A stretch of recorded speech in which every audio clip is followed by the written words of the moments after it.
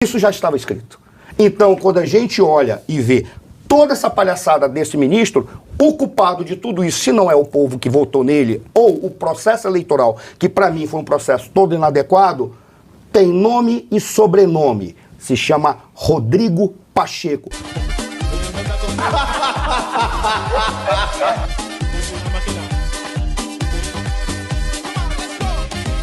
Lembra do ministro de Minas e Energia, o Alexandre Silveira? Eu ia falar que não fede nem cheira, mas fede e cheira muito. Aquele lado foi sem querer querendo. Lembra? O ministro de Minas e Energia, que foram lá os irmãos Wesley Safadão, compraram aquela empresa de energia elétrica. Aí saiu assim, 2 dias depois, assim, saiu uma medida do Ministério de Minas e Energia. Opa, perdoou os bilhões todos, vão passar para o consumidor. Aí ele teve a cara de palhos de dizer, ai, foi sem querer querendo, já estava pronta, que demorou para publicar. Aí depois o Estadão revelou que teve, acho que, umas 10 reuniões no gabinete 17. Dele. 17! É isso. 17! Não oficiais, hein? De executivos dos irmãos Wesley Safadão no gabinete do ministro Silveira, né, o Minas Energia do Foi Sem Querer, o ministro Chavinho, o ministro Chavo Del Ocho. Sabe o que ele falou hoje para o jornal Estadão? Sabe o que o ministro falou hoje? Ele falou que não existe, presta atenção, hein? Vê se você engole essa. O ministro do Foi Sem Querer Querendo disse que não existe qualquer atividade ou interesse que possa atrapalhar a pasta comandada por ele. Colinos, a pasta. Isso porque o governo federal colocou sigilo de 100 anos. Oh, dá-lhe sigilo. Eu não entendo por que sigilo. Eu não entendo por que Bolsonaro pôs sigilo nas coisas, Lamboni. Eu não entendo, Lamboni, porque ele pôs sigilo em tudo. Então puseram 100... Volta um pouquinho, DB, aqui. Tocaram 100 anos de sigilo na declaração de conflito de interesses do ministro. O ministro Foi Sem Querer Querendo, o Alexandre Silveira, ele afirmou que não há o que esconder. E meteu 100 anos de sigilo. Não tem o que esconder. Sim. Ah, vão se catar, meu! Porra, você quer chamar de idiota? Chama de idiota! Mas assim, a pessoa fala, não tenho o que esconder e taca 100 anos de sigilo. Ah, meu... Pega o dedo, coloca na Suzy e roda, e roda, e roda, e vê se sai cheiroso, pô. Ele diz que não tem o que esconder, e disse ainda por cima que ele está indignado, viu? Não é você, brasileiro, que está indignado, não sou eu, né? Ele está indignado por não ter sido consultado sobre a imposição de sigilo sobre o documento que mostra possíveis conflitos de interesse para o comando do ministério. Porém, segundo a Folha de São Paulo, um primo e então sócio de Silveira abriu uma mineradora 3 meses depois dele assumir o ministério. Logo no começo de 2023. Um ano depois, essa mineradora do parente, o parente do Silveira, o ministro Sem Querer Querendo, recebeu licença para pesquisar diamante em uma região cercada de fazendas de quem? De quem? De quem? De quem? De quem? De Raimundo Nonato? Não. Fazendas da família do ministro de Minas Gerais. Chupa que é de uva, brasileiro! Esse é o ministro de Minas e Energia, né, professor Suano? Olha, eu acho que até o termo, a expressão está errada, né? Conflito de interesse, porque é óbvio que ali não tem conflito de interesse, tem convergência de interesse. Os interesses é de explorar o povo brasileiro e... eles estão aflito de interesse.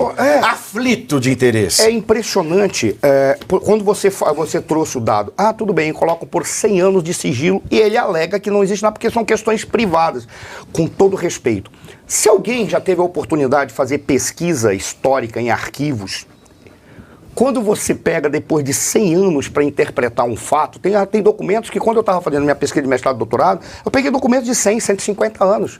Quando você pega para observar, a primeira conclusão que você chega, meu Deus, se naquela época isso aqui tivesse sido revelado, nada do que aconteceu na nossa história teria ocorrido. A história seria outra. Mas como a história não caminha com advérbio de atrapalhação, que é o ser, o fato é esse. Qual é o fato que nós temos? É óbvio que em conflito de interesse não existe. O que existe é convergência de interesse. Convergência de qual interesse? Arranjar uma forma de fazer uma exploração garantida é ter um mercado garantido ou um produto garantido que vai ser apropriado por alguém. Por isso que tudo o que é feito para beneficiar grupos. É óbvio que ele vai botar um sigilo de 100 anos. O grande problema, aí mais uma vez, ministros podem ser empichados. Presidentes da República podem ser empichados. E mais uma coisa... o SCAF brincando de lógica, tá gastando toda a caneta à toa. Tá achando que isso aqui é Brasília, SCAF? Tá gastando a caneta BIC aqui à toa. Nós falando de gasto, de responsabilidade, ele gastando a tinta da caneta. Mas vai lá, que a concorrência tá falando do Biden. Mas é uma caneta privada. Pelo menos isso ele responde diretamente para o proprietário. Significa o quê? No caso desses cidadãos, não. Porque a caneta é pública. Tudo que eles gastam lá é público. E voltando mais uma questãozinha que agora desviou, quando eu estava falando a respeito desses 100 anos que ele coloca e desse sigilo, é óbvio que tudo é feito de uma maneira em que, para beneficiar os grupos que eles têm, que estão associados a eles. O grande problema, Pavinato, é que nós estamos vivendo uma realidade que já estava descrita. Essa é a razão pela qual, quando o Luiz ficou indignado... Maktub? Não, é Maktub mesmo. Maktub. Essa realidade já estava descrita. O SCAF, ele é do... Todo mundo, primo, Maktub. Todo mundo que tinha um mínimo de sensatez bastaria ter olhado o que foi falado no momento da campanha eleitoral e as peças que foram se articulando. Eu lembro que até mesmo a ministra da Irrelevância, Sua Excelência Simone Tebet, quando ela começou a falar aquelas bobagens, algumas pessoas falaram o seguinte, e uma das pessoas falou, isso foi a própria Daniela, que esteve aqui conosco. A Daniela falou, que escreveu um artigo e botou, a Simone está negociando o ministério. Ela recebeu paulada, tentaram bater nela, tentaram falar. Por qual razão? Porque ela já estava antecipando os passos estratégicos da Simone Tebet. E ela realmente estava negociando o ministério. Ela só caiu de otária, que ela nunca imaginou que ia cair um ministério tão irrelevante para ela. Mas é muito melhor você ser uma ministra de um ministério da irrelevância que ser uma irrelevância sem a caneta de ministro. Então ela aceitou. Mas quando a gente para dar uma olhada, é óbvio que tudo isso já se sabia que ia acontecer. Porque estava escrito, estava dado, estava posto. E ele falou, inclusive, que ele queria repetir o governo que ele fez em 2003 e o governo que ele fez em 2006. Ele falou, eu quero repetir para que o Brasil volte a ser o que era naquele momento. O que o Brasil era naquele momento? Uma bosta. Detalhe, uma bosta com dinheiro que tinha sido garantido por causa de uma moeda que tinha sido sustentada durante os governos anteriores do Fernando Henrique Cardoso.